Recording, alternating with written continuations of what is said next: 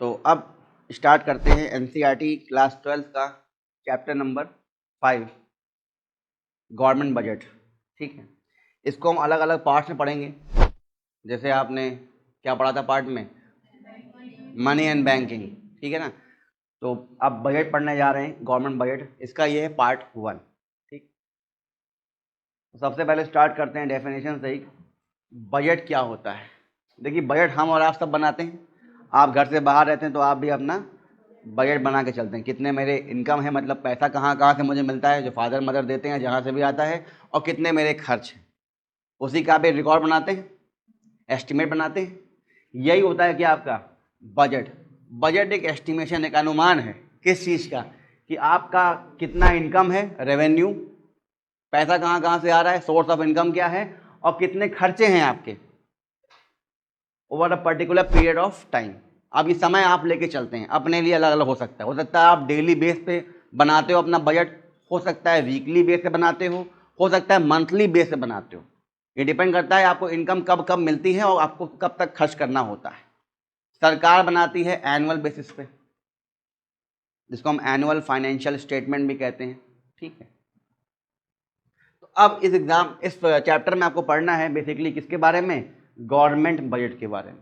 ठीक है, गवर्नमेंट बेटा 3 प्रकार की होती है हमारे यहाँ, सेंट्रल गवर्नमेंट, स्टेट गवर्नमेंट और लोकल गवर्नमेंट। तो ये तीनों ही गवर्नमेंट का अपना अलग अलग बजट बनाने का तरीका होता है। तीनों ही गवर्नमेंट्स अपना अलग अलग बजट बनाती हैं, सेंट्रल गवर्नमेंट भी, स्टेट गवर्नमेंट भी और लोकल गवर्नमेंट भी। म्यूनसिपैलिटी, म्यूनसिपल कॉरपोरेशन, पंचायती राज इसमें आ जाता है। ठीक है, स्थानीय सरकार वगैरह। तो देखिए, गवर्नमेंट बजट क्या होता है।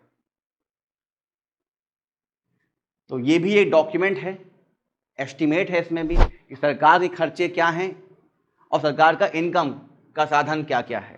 ठीक है, तो it's a document prepared by the government which contains item wise details of estimated revenue, कि कितना सरकार को पैसा मिलने वाला है, कहाँ कहाँ से मिलता है, ये आप लोग थोड़ा बहुत जानते हैं, थोड़ा आप जानेंगे। ठीक है, जनरली पैसा कहाँ से आता है, टैक्सेस से आता है। ठीक है ना, तो जो भी पैसा गवर्नमेंट पास आ रहा है प्लस गवर्नमेंट के जो खर्चे हैं over the next financial year, आने वाले साल में, फाइनेंशियल ईयर आपका शुरू हो जाता है कब से, ठीक है ना, 1 अप्रैल से 31 मार्च तक। ठीक है ना, तो आने वाले वित्तीय वर्ष के लिए, फाइनेंशियल ईयर के लिए सरकार पहले ही प्लानिंग कर लेती कि इस वर्ष में मेरे पास कितना कितना पैसा आएगा, एस्टिमेट इनकम रेवेन्यू, और कितना कितना हमारा खर्चा होने वाला है इस साल के लिए। तो इसीलिए एडवांस में पहले इसका एक बजट तैयार कर लिया जाता है। इसको हम कहते हैं गवर्नमेंट बजट। अब बजट बनाना क्या ये ज़रूरी बात है? हाँ, ये ज़रूरी है, क्योंकि संविधान में लिखा है बनाने के लिए। Constitution has made mandatory the estimation of budget. ठीक है, तो संविधान में है आर्टिकल 112, अनुच्छेद 112, आर्टिकल 112। तो एज पर article 112 of Indian constitution, it is compulsory to present statement of estimated receives. Receives मतलब इनकम, आय के साधन, और एक्सपेंडिचर्स ऑफ गवर्नमेंट, सरकार के खर्चे, फॉर एवरी फाइनेंशियल ईयर।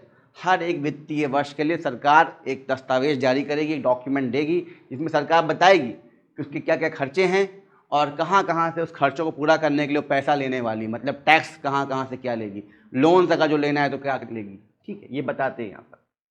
अब कुछ इंपॉर्टेंट पॉइंट्स समझते हैं बजट के बारे में।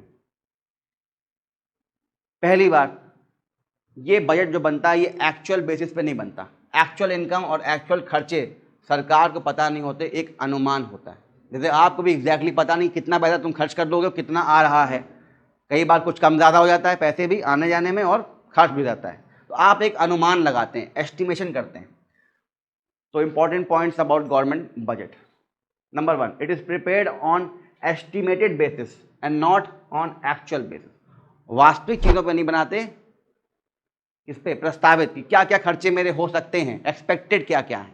ठीक है ना, ऐसे ही एक्सपेक्टेड इनकम क्या क्या है और एक्सपेक्टेड एक्सपेंडिचर क्या क्या है। ठीक है, it is prepared for 1 year, 2-3 साल के लिए नहीं बना देते। ठीक है ना, we follow financial year, calendar year नहीं बनाते हम कि 1 जनवरी से लेकर 31 दिसंबर तक, नहीं, उसको हम कहते हैं कैलेंडर ईयर। जो आप न्यू ईयर मनाते हैं ना, हम लोग मनाते हैं 1 जनवरी न्यू ईयर, 31 दिसंबर पार्टी वाला दिन, इसमें फॉलो होता है फाइनेंशियल ईयर। और फाइनेंशियल ईयर आप जानते हैं, ठीक है। जैसे एग्जांपल मान लीजिए, अगर बजट बनाना हो फाइनेंशियल ईयर 2020-2021 के लिए, तो कैसे बनाएंगे? It means budget for the period starting from 1 April 2020 to 31 March 2021। जैसे अभी जो आया है इस साल का बजट, वो कौन सा होगा? 2022-2023, जो कि पेश कब किया गया, मतलब कब से वो शुरू माना जाएगा? 1 अप्रैल 2022, कब तक चलेगा? 31 मार्च, हाँ, 2023 तक, ठीक है। एक साल के लिए ऐसा होता है। और इस एक साल को हम कहते हैं फाइनेंशियल ईयर, वित्तीय वर्ष, कैलेंडर ईयर नहीं मान के चलते हैं, ठीक है। समझ पा रहे हो? अब ऐसा जो बजट होता है वो लगभग हर सरकारें बनाती हैं। हमारे यहाँ हर गवर्नमेंट, चाहे वो सेंट्रल गवर्नमेंट हो, स्टेट गवर्नमेंट हो, म्यूनसिपैलिटी हो, लेकिन सब्जेक्ट को ध्यान में रखते हुए हम बस पढ़ेंगे यूनियन गवर्नमेंट के बारे में, केंद्रीय बजट के बारे में पढ़ेंगे, सेंट्रल गवर्नमेंट के बारे में पढ़ेंगे। इसको हम कहते हैं यूनियन बजट, ठीक है। यूनियन बजट को, सेंट्रल बजट को कौन पेश करता है?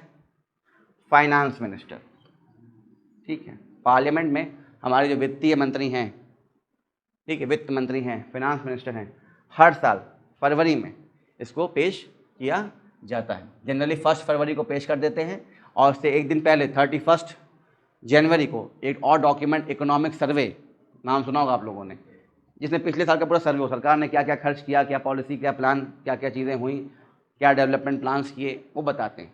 तो सर्वे हमेशा पिछले साल का होता है, बजट हमेशा आने वाले साल का होता है। बजट हमेशा एडवांस में हम करते हैं, और सर्वे जो चीज़ हो चुकी है उसका करते हैं, ठीक है। ओके,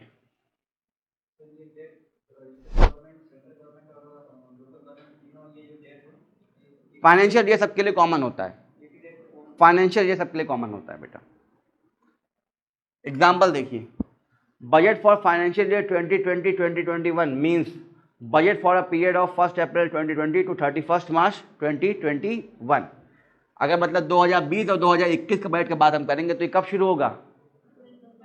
हाँ, 1 अप्रैल 2020, कब तक चलेगा? 31 मार्च 2021। इसको एडवांस में ही पेश कर देंगे, कब? फरवरी 2020 में, ठीक है। अगर आप ऐसी बात करें 2021-22 की, इसका मतलब ये कब पेश हुआ होगा? 1 अप्रैल 2021, कब तक चलेगा? 31 मार्च 2022। कब पेश किया होगा? 2021 में, जो फेब का महीना था उसमें, ठीक है। तो अब देखिए आपके बगल में डायग्राम है, दिख रहा है ये, which government prepares government budget in India. तो हमारे यहाँ देखो डिफरेंट टाइप ऑफ बजट है। सेंट्रल गवर्नमेंट का अलग होता है, स्टेट गवर्नमेंट का अलग होता है, और म्यूनसिपैलिटी का अलग होता है। इनको पहचानते हैं आप कौन है? इनको भी जानते हैं आप कौन है? इनको शायद नहीं जानते होंगे, ठीक है। नॉर्थ दिल्ली के मेयर हैं, म्यूनसिपैलिटी मेयर हैं, हमारे यहाँ होते हैं। मुझे जो डायग्राम मिला उसमें दिल्ली के थे तो मैंने दिल्ली डाल दिए। आप जहाँ जहाँ के हों आप वहाँ वहाँ के व्यक्ति को डाल दीजिए, ठीक है। तो ये क्या है? लोकल गवर्नमेंट, म्यूनसिपैलिटी, नगर निगम, ठीक है ना, ये समझिए। बजट यहाँ कौन बना रहा है? Central government. क्या बोलते हैं? Union budget. इसे कहते हैं स्टेट बजट, इसे कहते हैं म्यूनसिपल बजट, ठीक है ना। चैप्टर के पॉइंट ऑफ व्यू से हमारी जो दृष्टि होगी किसके ऊपर होगी? यूनियन बजट पे होगी, सेंट्रल बजट पे होगी, ठीक है। बजट के काम क्या होते हैं? फंक्शंस ऑफ बजट, क्यों बनाया जाता है? पहला होता है एलोकेशन फंक्शन। एलोकेशन समझते हो क्या होता है बेटा? डिवीजन करना ना, किसको क्या देना है, कितना खर्च कहाँ करना है, ठीक है ना। तो गवर्नमेंट जो होती है, अगर हम बात करें सेंट्रल गवर्नमेंट की, तो government will want to allocate some resources, ठीक है, towards public goods like national defence, roads, judiciary, इन सब का डेवलपमेंट करने के लिए सरकार को क्या करना पड़ेगा? कुछ पैसे यहाँ पे खर्च करने पड़ेंगे। रोडें बनवानी हैं, 2-3 नई बिल्डिंग बनवानी है जुडिशरी की, कुछ रेनोवेट करवाना है, ठीक है, नए वेपन्स को प्रोक्योर करना है, समझ में आ रहा है, नई डिफेंस डील साइन करनी है, तो पैसा खर्च करना पड़ेगा। मतलब वो पैसा एलोकेट करना पड़ेगा, देना पड़ेगा इस विभाग को, ठीक है। If government wants to increase production of certain goods and services so it gives tax concession on these goods. Government यहाँ पैसा खर्च कर सकती है। गवर्नमेंट चाहती है कि कोई चीज़ बहुत बने, जैसे मान लीजिए इलेक्ट्रिक व्हीकल्स, ईवी। गवर्नमेंट चाहती है कि इलेक्ट्रिक व्हीकल्स रोड पे आना शुरू हो जाए, तो गवर्नमेंट क्या करना चाहेगी, इनके प्रोडक्शन को बूस्ट करना चाहेगी। तो कहेगी कंपनी से कि आप लोग बनाइए, हम आपको टैक्स में छूट दे देंगे, हम आपको सब्सिडी दे देंगे। तो गवर्नमेंट कहाँ से देगी, अपने ही बजट से निकाल के देगी ना। तो बजट का पैसा एलोकेट किया जाएगा इस केस में यहाँ पर। तो ये कुछ काम है जहाँ जहाँ सरकार अपना पैसा खर्च कर सकती है। ऐसे ही also government wants to restrict the use of certain goods, for this it will increase tax on these goods. मान लीजिए कोई फॉरेन गुड हमारे यहाँ लोग बहुत खरीद रहे हैं, सरकार चाहती है स्वदेशी गुड्स लोग लिया करें, मतलब which is developed in India, made in India. तो गवर्नमेंट उसके अंदर क्या करेगी, वो सामान जो बाहर से इंपोर्ट करके मंगाया जा रहा है उस पर कुछ एक्स्ट्रा टैक्स लगा देगी, टैरिफ लगा देगी, ताकि लोग यहाँ पे ना लें। अब इससे क्या मिलेगा गवर्नमेंट को, revenue, extra revenue, extra income. यहाँ जो गवर्नमेंट ने पैसे खर्च किए ये खर्च करने पड़ेंगे, ये गवर्नमेंट का एक्सपेंडिचर है।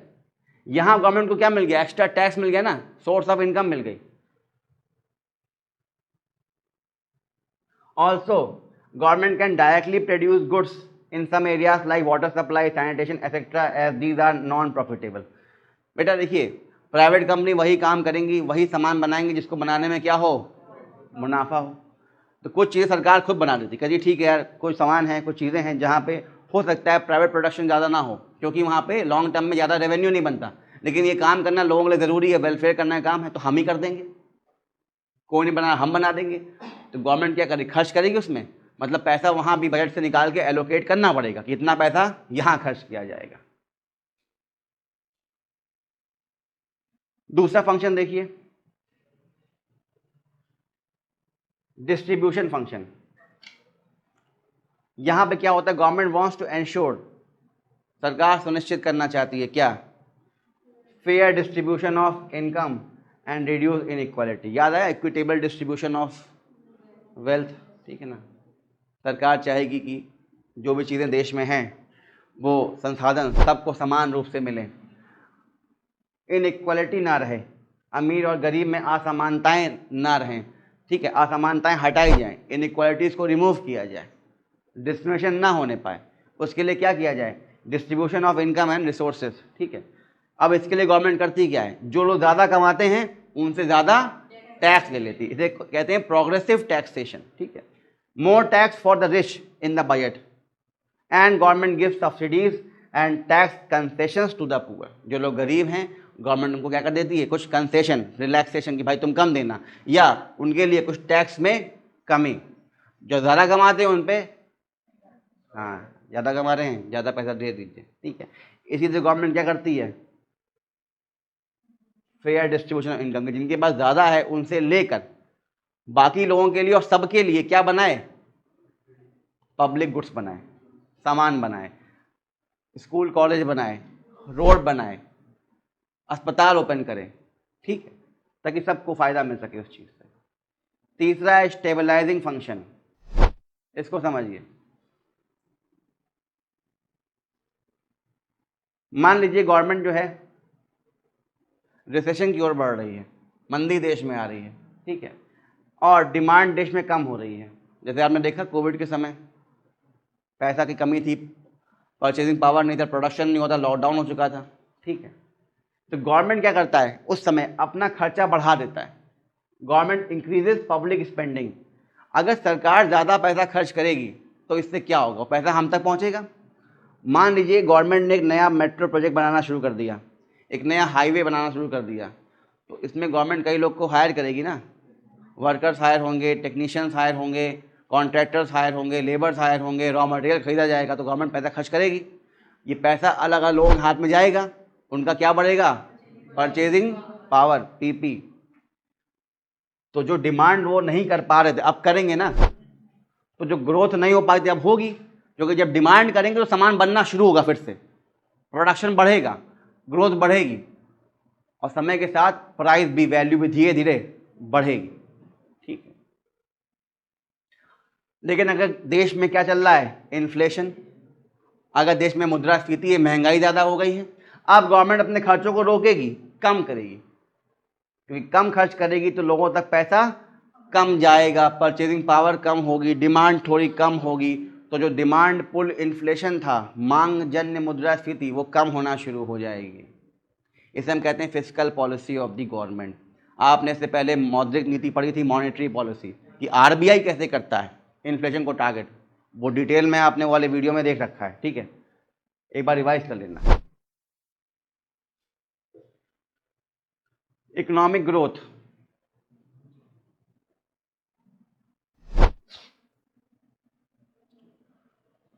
Government can spend more on infrastructure like electricity, road, dams etcetera. सरकार अपने बजट से पैसा निकाल के खर्च कर सकती है देश की ग्रोथ के, ताकि देश में ये सारे इंफ्रास्ट्रक्चर अच्छे से बन जाएं। अगर इंफ्रास्ट्रक्चर हमारे पास होंगे तभी तो प्रोडक्शन बेटा कर पाएंगे ना। कोई कंपनी है खुलने वाली है, लेकिन वहाँ बिजली नहीं आती है, सामान बना दिया है लेकिन सामान को यहाँ से वहाँ पहुँचाने के लिए रोड्स नहीं हैं, बिजली बनाने के लिए डैम नहीं है, तो कैसे बना पाओगे? प्रोडक्शन हो ही नहीं पाएगा। प्रोडक्शन नहीं हो पाएगा तो जीडीपी नहीं बढ़ पाएगी ना उस केस में। तो ग्रोथ तब मिलेगी जब देश का जीडीपी बढ़ेगा, वो तब होगा जब देश में क्या हो, इंफ्रास्ट्रक्चर हो, ठीक है ना। इससे क्या होगा, this will help in increase of production, उत्पादन बढ़ेगा अगर देश में इंफ्रास्ट्रक्चर, ये सामान, ये चीज़ें रहेंगी। Also government can give tax concession to sectors where there chances of more growth. जहाँ गवर्नमेंट को लगता है कि यहाँ पे उछाल तेज़ी से आ सकती है, अगर प्रोडक्शन और तेज़ी से हो, ग्रोथ और तेज़ी से हो सकती है, तो गवर्नमेंट यहाँ पे उन सेक्टर्स को कुछ सब्सिडी या टैक्स में छूट देगी, कहेगी खुल के काम करिए और उत्पादन करिए और प्रोडक्शन करिए, ठीक है। जैसे मान लीजिए गवर्नमेंट ने क्या दे दिया, tax benefit to export sector, कि देश को अगर अपने एक्सपोर्ट बूस्ट करने हैं तो तब हो पाएंगे जो कंपनी एक्सपोर्ट करती हैं यहाँ से सामान बना के, उन पर टैक्स गवर्नमेंट कम से कम लगाए ताकि वो खुल के एक्सपोर्ट करें और देश में क्या आएगी, फॉरेन करेंसी, याद आया, ठीक है। एंड सॉफ्टवेयर कंपनी, हमारे यहाँ भी सॉफ्टवेयर कंपनी जो है मैक्सिमम वो क्या करती हैं, अपनी सर्विस को क्या कर रही हैं, एक्सपोर्ट कर रही हैं। हमारे क्लाइंट्स, कंपनी यहाँ पे, क्लाइंट्स देश में तो कोने कोने में आउटसोर्सिंग कर रहे हैं, यहाँ सामान बना के उनको दे दे रहे हैं। तो सॉफ्टवेयर कंपनीज को भी बूस्ट करने के लिए, ताकि हमारे क्लाइंट्स देश के कोने कोने में, इंडिया की कंपनीज उनको सर्व कर पाएँ, उनकी नीड्स को दे पाएँ, उनको सोल्यूशंस प्रोवाइड कर पाएँ, सॉफ्टवेयर सोल्यूशंस, तो उन पर भी टैक्स कम लगाते हैं। Management of public enterprises, government के पास कई सारी कंपनियां भी उनके हाथ में होती हैं, जिसको हम कहते हैं सरकारी कंपनियां, पीएसयू, पब्लिक सेक्टर अंडरटेकिंग, या पब्लिक सेक्टर एंटरप्राइज, जिसमें मैक्सिमम शेयर्स 50% से ज़्यादा किसके हाथ में होते हैं, गवर्नमेंट के हाथ में होते हैं।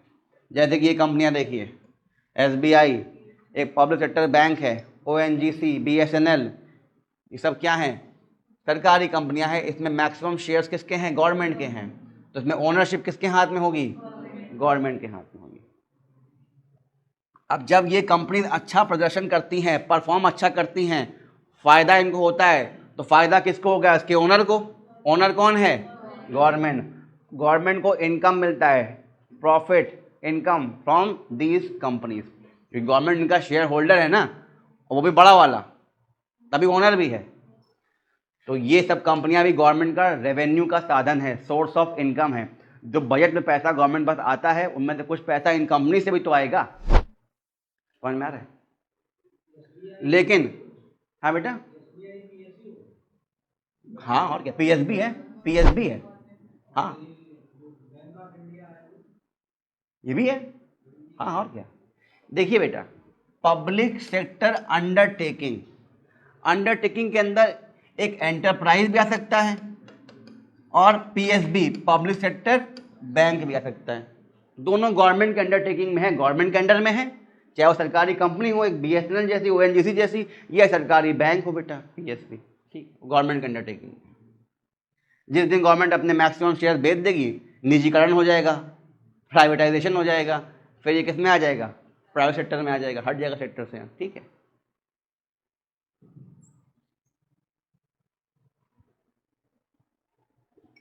तो अगर ये कंपनियां जो गवर्नमेंट को इनकम देती हैं ना दे पाएँ, ठीक है, नुकसान में जाना शुरू हो जाएं, if these companies are not profitable, then government can do what, disinvestment, विनिवेश, मतलब अपने शेयर्स को बेचना शुरू कर देगी। नुकसान उठा रही है ना, कहेगी ठीक है प्राइवेट सेक्टर को बेच देते हैं, ठीक है। लेकिन दोनों ही केस में गवर्नमेंट को क्या मिलता है इससे? इनकम। जब तक कंपनी गवर्नमेंट की है तब तक क्या देगी गवर्नमेंट को? पैसा, प्रॉफिट। और अगर प्रॉफिटेबल नहीं तो गवर्नमेंट बेच देगी उसको, तो बेचने से भी क्या मिलेगा? प्रॉफिट, पैसा। In both cases it is a source of receipt. Receipt मतलब रेवेन्यू, इनकम। किसके लिए? गवर्नमेंट के लिए। और गवर्नमेंट इस पैसे को लेकर इससे अपने अपने खर्चे निकाल सकती है। ठीक।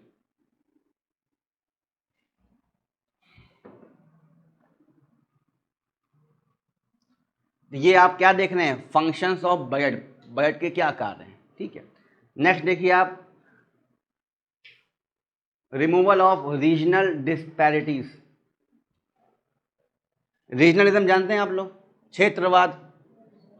बेटा इंडिया में हर एक रीजन का, हर एक क्षेत्र का, हर एक जगह का समान विकास नहीं हुआ है, इक्वल डेवलपमेंट नहीं हुआ है। सम रीजन्स आर हाईली डेवलप्ड और कुछ काफ़ी पीछे रह चुके हैं। आप देखिए नॉर्थ ईस्ट क्या उतना डेवलप हो पाया जितने बाकी का नॉर्थ इंडिया हो पाया है? नहीं हो पाया। ठीक है। इसे हम कहते हैं गैप आ जाना, रीजनल डिस्पैरिटी, गैप आ जाना।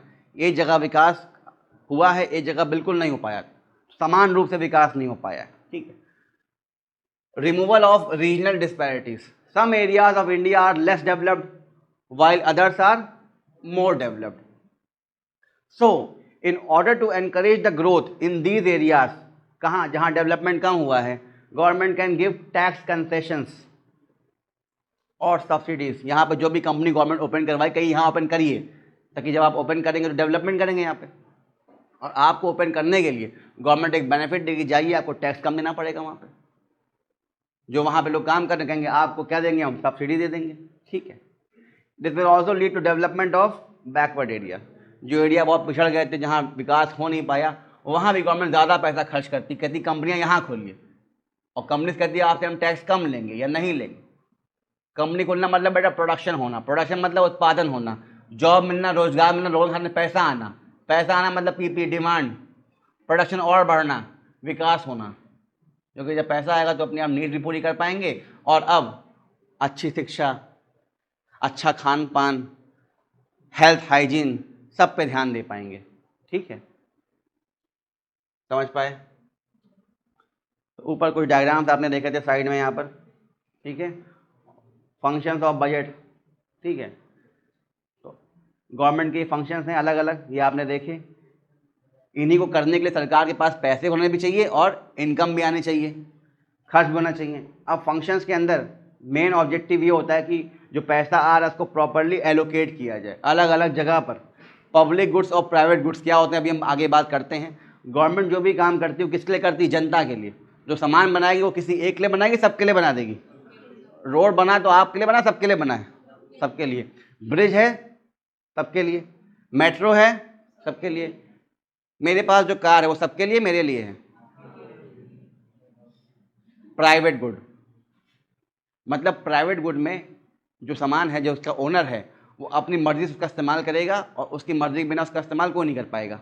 लेकिन जो पब्लिक गुड है, मेट्रो, अब वो मेट्रो मेरी है नहीं, सरकार की है। अगर समझो ट्रेन सरकार की है, उसमें हर एक व्यक्ति आ सकता है, उसका एक उचित दाम दे, फेयर दे, सब लोग इस्तेमाल करें। तो ये जनता के लिए बनाया गया है। तो जनता के लिए जब गवर्नमेंट ये सामान बनाती है, उसको हम कहते हैं पब्लिक गुड्स।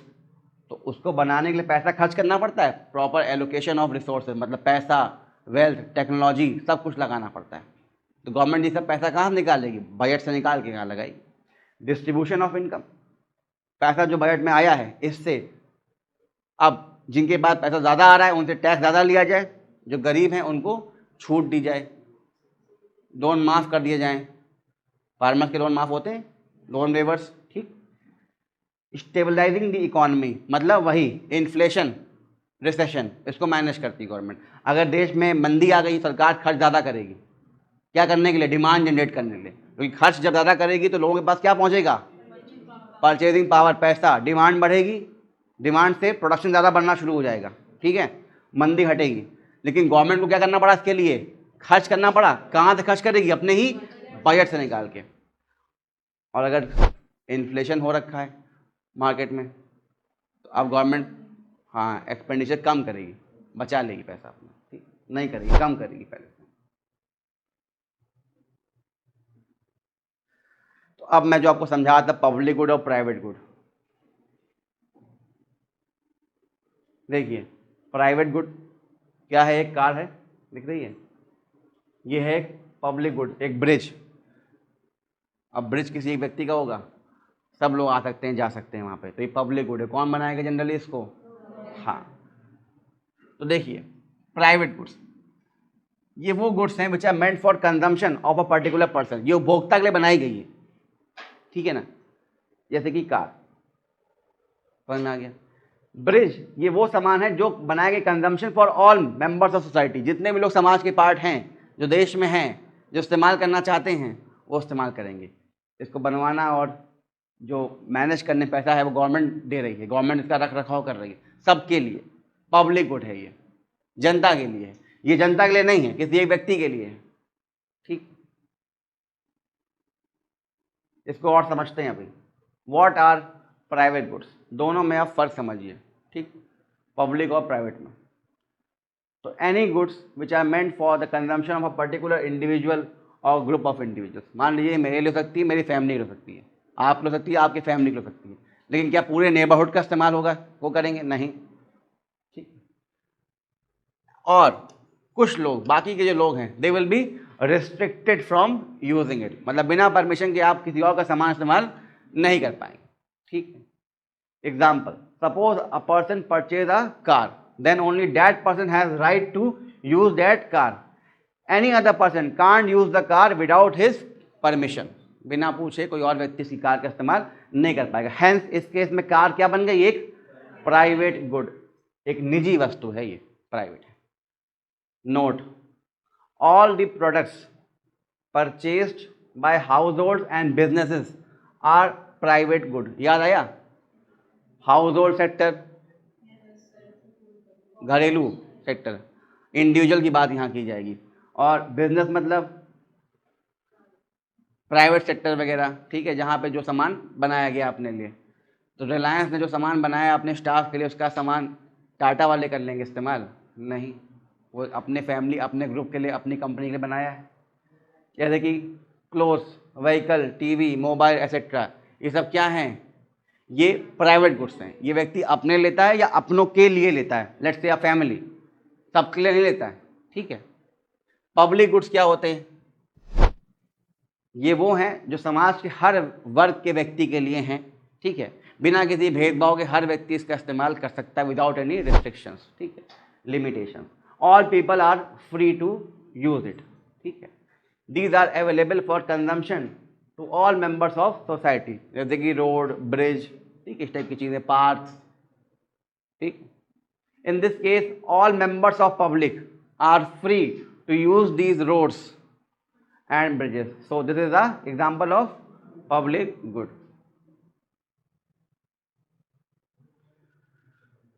अब कुछ प्रॉपर्टीज हैं, इनको पहले डिस्कस करते हैं, फिर आपको ये डायग्राम दिखाता हूँ। तो important points of public goods, इसको समझिए।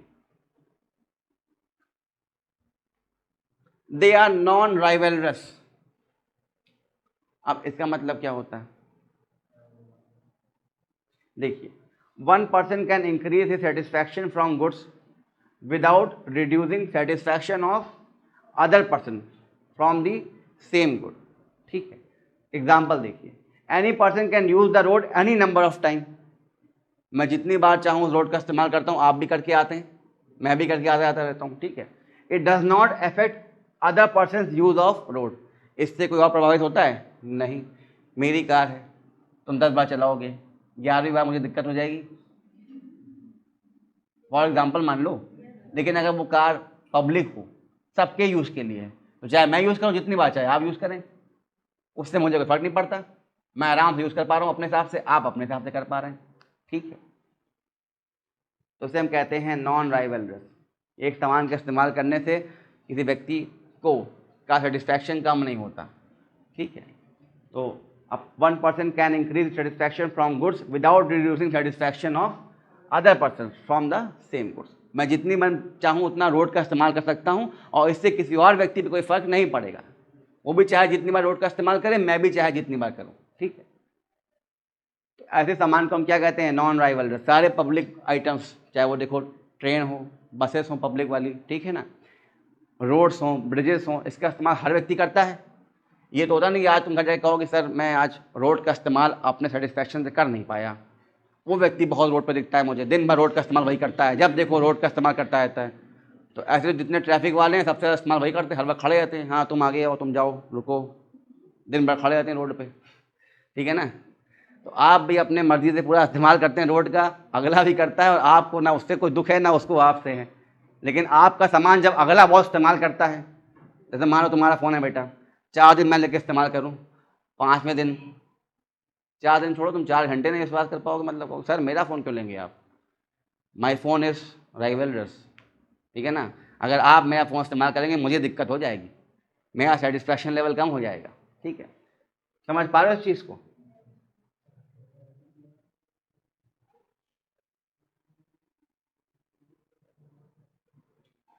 They are non excludable. Public goods जो होते हैं दे आर नॉन एक्सक्लूडेबल, मतलब no person can be excluded, मतलब स्टॉप, किसी को भी रोका नहीं जा सकता उस सामान को इस्तेमाल करने से। जैसे ब्रिज पे आप किसी को कहेंगे सुनो तुम क्यों खड़े हो यहाँ पे, निकलो यहाँ से, वो सबके लिए बनाया गया है, सरकार ने जनता के लिए बना रखा है, ठीक है। किसी को भी आप भगा नहीं सकते, रोक नहीं सकते। जैसे a road prepared by government can be used by anyone. लेकिन एक प्राइवेट जगह है, किसी की घर है, आप वहीं घुस के बैठे हो तो भगा देगा ना वहाँ से, कहेगा तुम्हारा क्या, निकलो यहाँ से। लेकिन अगर आप रेलवे स्टेशन के प्लेटफॉर्म में खड़े हैं, कोई आके पूछेगा सुनो क्यों खड़े हो यहाँ पर, क्या कर रहे हो, प्लेटफॉर्म सबका है, रेलवे प्लेटफॉर्म, ठीक है ना, तो इट इज़ नॉट एक्सक्लूडेबल। और जनरली जो ऐसे सामान होते हैं कौन देता है, government, provided by government, generally provided by government. Since these are goods are non-rivalrous and non-excludable, which free to use by anyone, hence it is difficult to collect fees for the same. क्योंकि बेटा सबके use के लिए है, बिना किसी रोक टोक के, तो इसमें किससे क्या पैसा ले पाओगे, कमर्शियल तो हुआ नहीं ज़्यादा, फ़ायदा तो बहुत होगा नहीं इससे। तो ये चीज़ कंपनीज कम बनाना चाहेंगी, या बनाएंगे तो पीपीपी में, पब्लिक प्राइवेट पार्टनरशिप में बनाना चाहेंगी। तो ऐसे काम जनरली कौन बनाता है, government. Hence it is not profitable to make these goods for private enterprise. Private कंपनियां सामान ये सब बनाना नहीं चाहेंगी, बिना गवर्नमेंट के इन्वॉल्वमेंट के बनाना नहीं चाहेंगी। उनको पता है इसका हमें फ़ायदा क्या मिलेगा, कुछ नहीं मिलेगा, क्यों बनाए इसको हम, ठीक है। So these goods are generally provided by government in budget. Budget में गवर्नमेंट बताती है कि आने वाले साल में हम ये सामान बनवाएंगे, ये टावर, ये रोड, इतनी चीज़ें, ये एयरपोर्ट्स का रेनोवेशन होगा, ये सब काम करेंगे, क्योंकि वो सारे सामान क्या हैं, पब्लिक गुड्स हैं, सबके लिए हैं, हम बनाएंगे, ठीक है। तो एक टेबल के फॉर्म में इसको फिर से पढ़ लीजिए, difference between private goods and public goods. समझ पा रहे हो? प्राइवेट गुड्स, इसको देखिए, private goods refer to any goods which are meant for consumption of a particular individual or a family member, ठीक है, and other persons are restricted from using it. एक ऐसा सामान जो कुछ ही व्यक्ति या एक ही व्यक्ति इस्तेमाल कर सकता है और बाकी लोगों को इससे प्रतिबंधित कर देते हैं कि आप इस्तेमाल नहीं करेंगे, हमारा है। पब्लिक गुड्स क्या है, ये सबके लिए, समाज में जितने भी लोग रहते हैं आसपास, वो सबके लिए। आपके सोसाइटी में जहाँ आप रहते हैं वहाँ एक पार्क अगर होगा तो क्या वो सिर्फ आपका है, सोसाइटी में जितने लोग हैं सबका है ना, सब लोग वहाँ आके बैठ सकते हैं, एक्सरसाइज कर सकते हैं, मॉर्निंग वॉक कर सकते हैं, टहल के फ़ोन में बात कर सकते हैं। तुम किसी मना कर सकते हो, सुनो क्या कर रहे हैं आप, निकलो यहाँ से, नहीं कर सकते, ठीक है। जो प्राइवेट गुड्स होते हैं वो राइवलरस नेचर में होते हैं, मतलब they provide satisfaction to only one person and restrict satisfaction to other person, ठीक है ना। तो जिसके पास होगा बस उसको उसका लाभ मिलेगा, दूसरा व्यक्ति उसको इस्तेमाल नहीं कर पाएगा। ये नॉन राइवलरस होते हैं, ठीक है। इसका जितना चाहे इस्तेमाल आप करिए, दूसरे व्यक्ति को उससे नुकसान नहीं पहुंचता। जैसे मैं जितना मन चाहे रोड इस्तेमाल कर लूँ, अगले को दिक्कत नहीं होगी, लेकिन मैं अगर आपका फ़ोन इस्तेमाल कर लूँ तो आपको दिक्कत इससे हो जाएगी, ठीक है। Rivalrous, non rivalrous, they are excludable, मतलब प्राइवेट गुड्स जो होते हैं उनको आप रोक सकते हैं, बाकी लोग को रिस्ट्रिक्ट कर देंगे कि आपके लिए नहीं बना है ये, ठीक है। Means other persons are restricted from using these goods. लेकिन public goods are non excludable, no person can be stop from using the good. Government का काम क्या है? वेलफेयर स्टेट बनाना, सबका कल्याण करना, बिना डिस्क्रिमिनेशन के, बिना भेदभाव के, हर सामान सबके पास अवेलेबल होना चाहिए। तो इसलिए गवर्नमेंट अपनी हर चीज़ को नॉन एक्सक्लूडेबल रखती है, सबके लिए रखती है, सबको समान दृष्टि से देखती है। ठीक है, आर्टिकल 14 की बात करती है।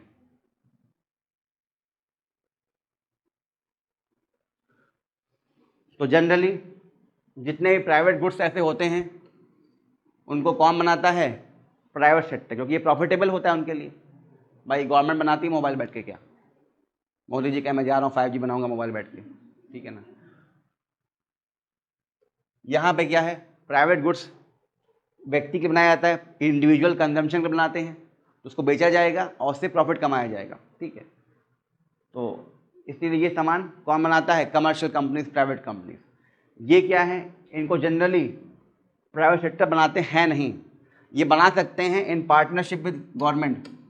कई बार देखते हो, कई बार रोड, हाईवे, टोल बनाया जाता है प्राइवेट सेक्टर के साथ मिल के, लेकिन गवर्नमेंट की इन्वॉल्वमेंट रहती है वहाँ पे। ठीक है, तो जनरली ये सब सामान जो पब्लिक गुड्स है, रोड हो गया, मेट्रो हो गया, रेलवे हो गया, एयरपोर्ट बनाना है, ये सब कुछ जो चीज़ें हो गई, these are provided by the government in budget. तो गवर्नमेंट बताती है कि हम इस साल ये सामान बनाने वाले हैं, तो उसके लिए क्या करना पड़ेगा?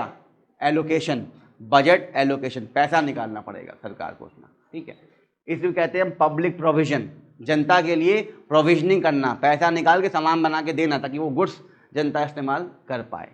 ठीक है, तो पब्लिक प्रोविजन होता क्या है इसको देखिए। What is the meaning of public provision?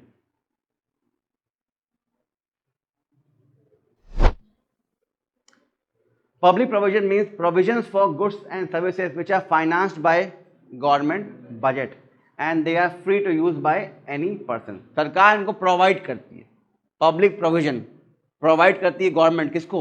जनता को, वो सामान बना के, और उसका खर्चा कहाँ से निकालती है? अपने बजट से। मतलब आसान शब्दों में आप कह सकते हैं, it means those goods and services which are provided free of cost to everyone by the government.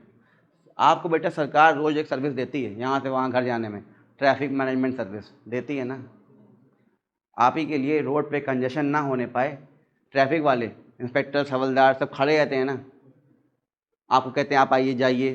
Government ने आपके लिए सिग्नल्स लगा रखे हैं, डिवाइडर्स लगा रखे हैं ताकि इधर की ट्रैफिक उधर रहे, उधर की ट्रैफिक इधर रहे, बना रखा है ना सब चीज़।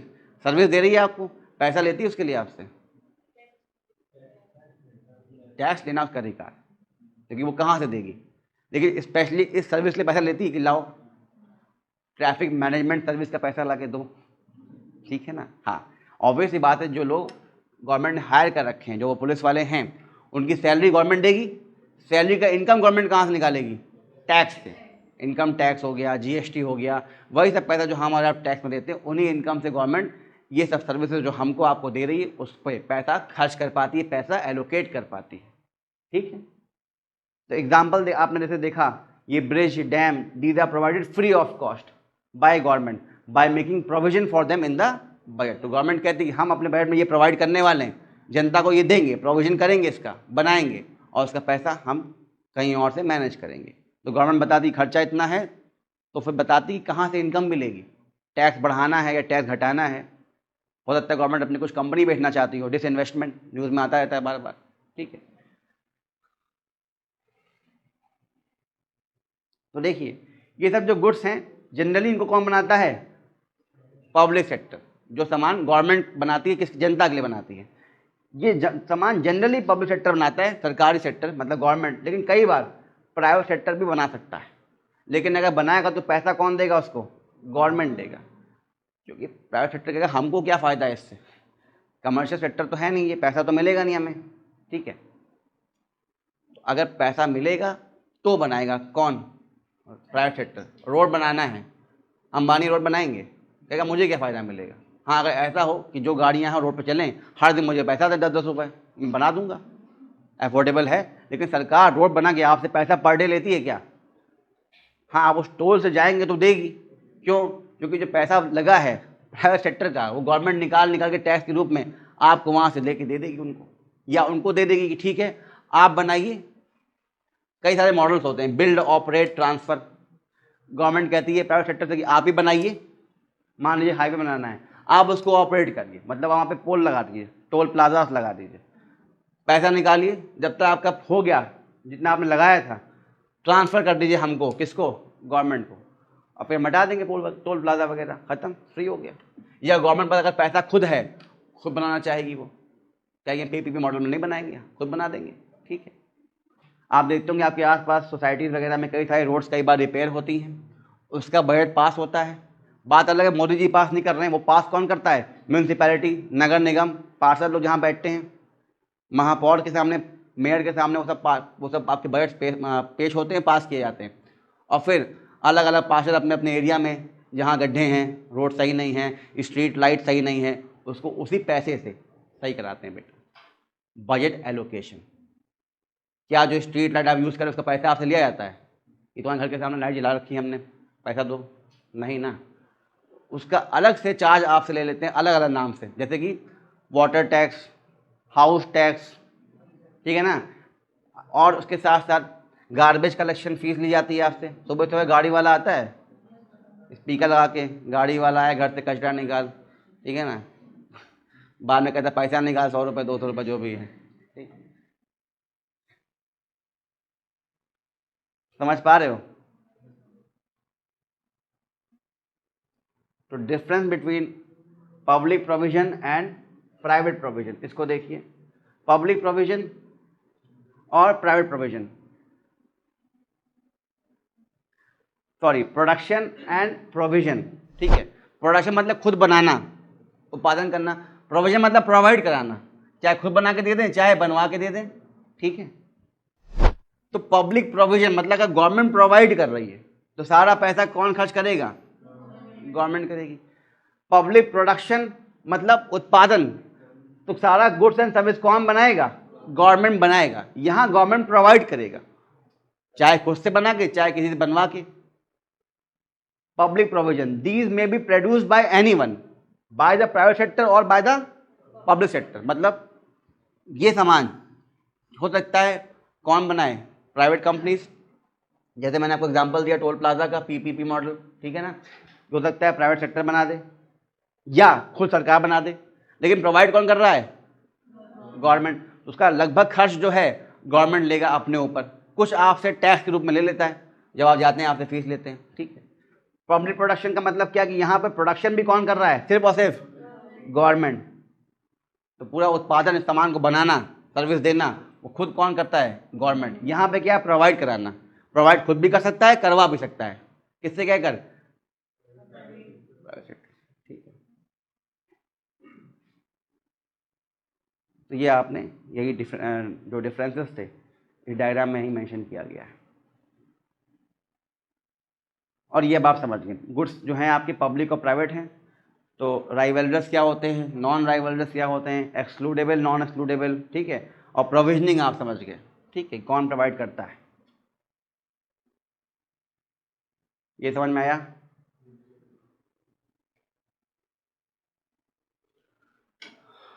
अब देखिए गवर्नमेंट बजट कितने प्रकार का होता है, कंपोनेंट्स देखते हैं बजट के। They are two types of budget, एक होता है रेवेन्यू बजट, एक होता है कैपिटल बजट।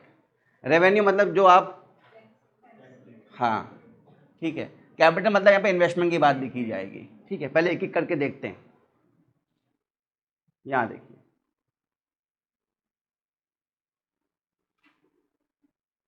आर्टिकल 112 संविधान का जो कहता है, वो कहता है कि आपको बजट बनाना पड़ेगा। तो बजट बन जाता है दो तरीके का, एक होता है रेवेन्यू बजट, एक हो जाता है कैपिटल। रेवेन्यू के अंदर रेवेन्यू रिसिप्ट्स और रेवेन्यू एक्सपेंडिचर होते हैं गवर्नमेंट के, ठीक है। कैपिटल के अंदर होते हैं कैपिटल रिसिप्ट्स और कैपिटल एक्सपेंडिचर और कैपिटल के रिसिप्ट्स।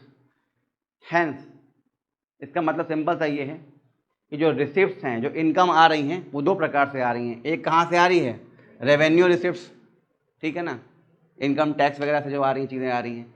एक आ रही कैपिटल रिसिप्ट्स, मतलब जो लोन वोन लिया गया है, जिस इन्वेस्टमेंट वगैरह जो किया गया है, वहाँ से जो आ रहा है, इन्वेस्टमेंट जो था हमारा, ठीक है। सिमिलरली इसी तरीके से एक्सपेंडिचर भी दो प्रकार के होते हैं, एक आपका रेवेन्यू एक्सपेंडिचर, एक और कैपिटल एक्सपेंडिचर, इसको और समझते हैं। तो गवर्नमेंट के पास जो पैसा आता है उसको हम कहते हैं money received by the government, मतलब रिसीव्स ऑफ द गवर्नमेंट। ये पैसा दो प्रकार से आता है, एक होता है रेवेन्यू, एक होता है कैपिटल रिसीव्स, ठीक है। और ऐसे ही खर्चे, मतलब जो पैसा गवर्नमेंट पे करती है, पेड, ये भी दो प्रकार से होता है, रेवेन्यू एक्सपेंडिचर और कैपिटल एक्सपेंडिचर। इसको देखिए,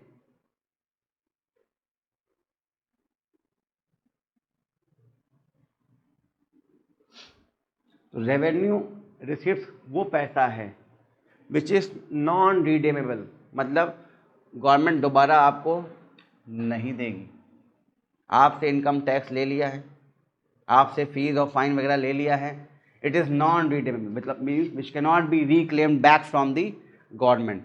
गवर्नमेंट ने लोन लिया था आपसे, वो भी गवर्नमेंट की इनकम है, लेकिन चुकाना पड़ेगा ना बाद में, मीन्स इट इज़ रिडीमेबल। याद आया वो टी बिल, जी से बॉन्ड्स बताया था मैंने, तो वो भी तो इनकम है ना गवर्नमेंट की जब आपसे लोन ले लेती है, लेकिन वो लाइबिलिटी है, चुकाना पड़ेगा ना, कैपिटल। ये क्या है, चुकाना नहीं पड़ेगा, एक बार आ गया तो गवर्नमेंट के हाथ में है, ठीक। These are called revenue receipts, और these are recurring in nature. हर साल गवर्नमेंट को ये पैसा मिलता है इनकम टैक्स के रूप में, फीस और फाइन्स के रूप में, and it is of different type. Government के पास ये रेवेन्यू रिसिप्ट दो प्रकार से आते हैं, एक आते हैं टैक्स रेवेन्यू, मतलब इनकम टैक्स, जीएसटी वगैरह, ठीक है। दूसरा आता है नॉन टैक्स रेवेन्यू। तो इसको समझिए, टाइप्स ऑफ रेवेन्यू रिसिप्ट्स। जैसे मान लीजिए इंडियन गवर्नमेंट के पास पैसा आना है, कुछ पैसा कहाँ से आएगा, टैक्स से, जो हम और आप टैक्स भरते हैं, ठीक है। Tax collected by the government from the public, ठीक है। जैसे मान लीजिए पब्लिक है, पब्लिक ने गवर्नमेंट को क्या दे दिया, टैक्स दे दिया, be it income tax, be it GST, जो भी टैक्स हो, ठीक है। ये क्या है, नॉन टैक्स रेवेन्यू, मतलब ये भी इनकम आई है लेकिन it is other than the tax, tax के अलावा कोई इनकम आई है। जैसे कहाँ से, मान लीजिए अनुदान मिला उनको, ग्रांट्स इन एड, याद आता है, ठीक है ना। तो help receive by government of foreign country, मान लीजिए यूएस ने इंडिया को हेल्प कर दिया कि ठीक है भाई आपके यहाँ दिक्कत है, ये लीजिए $1,00,000 रखिए अपने पास, नहीं लेंगे दोबारा आपसे, कभी मांगेंगे नहीं, रख लीजिए अपने पास। मतलब ये वो इनकम है जो हमारी गवर्नमेंट को दोबारा लौटाना नहीं है। यूएस ने हमको एज अ लोन नहीं दिया है, लोन दिया होता तो ये भी हमारी इनकम है, लेकिन लौटाना पड़ेगा ना बाद में, तो ये रेवेन्यू रिसिप्ट में नहीं आएगी, कैपिटल में चली जाएगी। समझ रहे हो इस चीज को।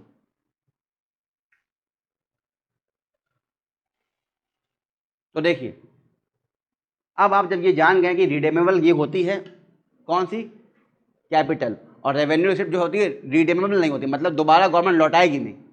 तो ये जो रिसिप्ट गवर्नमेंट पास आती है, रिसिप्ट मतलब इनकम, इनकम दो प्रकार की है, रेवेन्यू रिसिप्ट और कैपिटल। रेवेन्यू रिसिप्ट मतलब वो पैसा जो गवर्नमेंट पास आ चुका है और गवर्नमेंट वापस अब रिटर्न नहीं करेगी, which can not be return और रिक्लेम्ड। जनता या कोई व्यक्ति दोबारा गवर्नमेंट से ये पैसा नहीं मांग सकता। समझ रहे हो ना। यहां पे क्या है, ये जो पैसा है ये भी गवर्नमेंट पास आया है, लोन के थ्रू में आया है, जैसे भी आया, लेकिन गवर्नमेंट ये पैसा आपको वापस करेगी। क्यों, these are the receipt which increase the liability of the government. मतलब याद है, बैंक के पास अगर 5 करोड़ है तो 5 करोड़ एसेट भी है और लाइबिलिटी भी है। एसेट क्यों है, क्योंकि गवर्नमेंट बैंक उस 5 करोड़ को लोन में देगी और पैसा कमा लेगी। लाइबिलिटी क्यों है, क्योंकि चुकाना पड़ेगा बाद में, देना पड़ेगा वापस 5 करोड़ जिसके भी हैं। वैसे ही हमारी गवर्नमेंट लोन लेती है अलग अलग बिल्स के थ्रू, बॉन्ड्स के थ्रू, समझ पा रहे हो। तो ये वो रिसिप्ट्स हैं, ये वो पैसा है जो गवर्नमेंट की लाइबिलिटी को बढ़ाता है। पैसा तो आया लेकिन वापस देना पड़ेगा। या एक और चीज, गवर्नमेंट के एसेट को घटाता है। डिसइन्वेस्टमेंट याद आया, मेरी कंपनी है, मैं एक सरकार हूं, मेरी कंपनी है, क्या होगी, पीएसयू बन गई वो। अब वो कंपनी मुझे पैसा कमा के दे रही है, तो मेरे लिए क्या है, पैसा कमा के दे रही है ना, टैक्स नहीं दे रही मुझे, वो मेरी कंपनी है, मुझे प्रॉफिट देगी ना, डिविडेंड प्रॉफिट, मैं उसका शेयर होल्डर हो गया ना, ओनर हूं मैं उसका, इनकम बन गया। और वो इनकम मुझे दोबारा कंपनी को देना नहीं है, मेरा इनकम है। समझे इस चीज को। लेकिन वही कंपनी जब काम ना कर पा रही हो तो मैं अपनी उस कंपनी को बेच सकता हूं, बेच सकता हूं। वो मेरा इन्वेस्टमेंट था ना, मैंने बेच दिया, बेचने मुझे क्या मिला, इनकम। डिसइन्वेस्टमेंट ये लौटाना नहीं है, लेकिन इससे एक चीज़ ये हो गई कि मेरा एक एसेट ख़त्म हो गया, मेरी एक प्रॉपर्टी समाप्त हो गई। अगर वो कंपनी रहती तो मुझे हर बार लगातार हर साल देती रहती। मैंने कहा था ना ये वाला जो होता है ये रेकरिंग होता है। रेकरिंग मतलब रिपीटिंग, बार बार मिलता है। मेरी कंपनी जब तक मेरे पास तब तक प्रॉफिट कमा के मुझे देगी, लेकिन जब मैं बेच दूंगा तो बस एक ही बार देगी ना, एक बार दे देगी। लेकिन मेरा एक चीज़ कम हो जाएगा, रिड्यूस फाइनेंशियल एसेट। वो कंपनी मेरे नाम पे थी, मेरा एसेट था वो ख़त्म हो गया, मेरी प्रॉपर्टी थी ख़त्म हो गई। इसका मतलब जो कैपिटल रिसिप्ट होते हैं उसकी दो चीज़ होती हैं उससे। जितना ज़्यादा कैपिटल रिसिप्ट गवर्नमेंट के पास आ रहा है, इसका मतलब गवर्नमेंट पे या तो बोझ लाइबिलिटी बढ़ रही है या गवर्नमेंट का एसेट कम हो रहा है, क्योंकि वो पैसा है जो या तो लोन वोन से आया है, समझो इस चीज़ को, या अपनी संपत्ति बेच के आया। संपत्ति कम हो गई ना यहाँ पर, कैपिटल रिसिप्ट। यहाँ पे क्या है, ये वो पैसा है जो लौटाना नहीं है। ये पैसा कहाँ से आया होगा, टैक्स से या नॉन टैक्स से। टैक्स मतलब जो हम लोग देते हैं income tax, GST. Non tax मतलब गवर्नमेंट की बाकी इनकम। गवर्नमेंट चालान काटती है, रजिस्ट्रेशन कराती है प्रॉपर्टी वगैरह का। आप लोग का याद आया, आरटीओ फीस वगैरह, कई सारी यूपीएससी फीस भरोगे ना 100 रुपये, कहाँ जाएगा, गवर्नमेंट के पास। तो ये भी क्या है, गवर्नमेंट का नॉन टैक्स रेवेन्यू। जितने एग्जाम गवर्नमेंट लेती है उसके लिए फीस लेती है आपसे, नॉन टैक्स रेवेन्यू, ठीक है ना। ऐसी गवर्नमेंट की जितनी कंपनीज हैं जो पैसा कमा के दे रही हैं, सरकारी बैंक हैं पैसा कमा के दे रहे हैं, वो भी क्या, गवर्नमेंट का सोर्स ऑफ इनकम।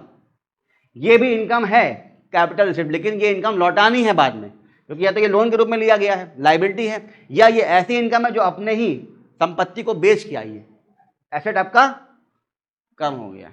थोड़ा समझ में आया आइडिया। अब आगे की क्लास में हम लोग डिटेल में इन सबको एक एक करके एग्जाम्पल के साथ और समझेंगे, ठीक है। आज के लिए इतना ही। समझ में आया, कोई डाउट?